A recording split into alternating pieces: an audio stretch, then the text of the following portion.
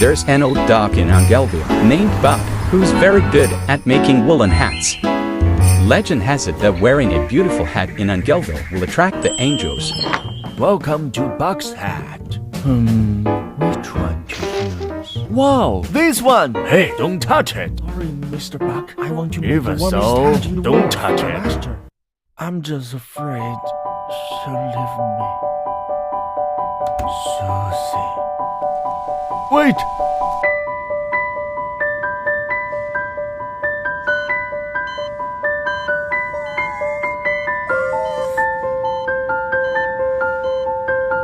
Susie? Buck,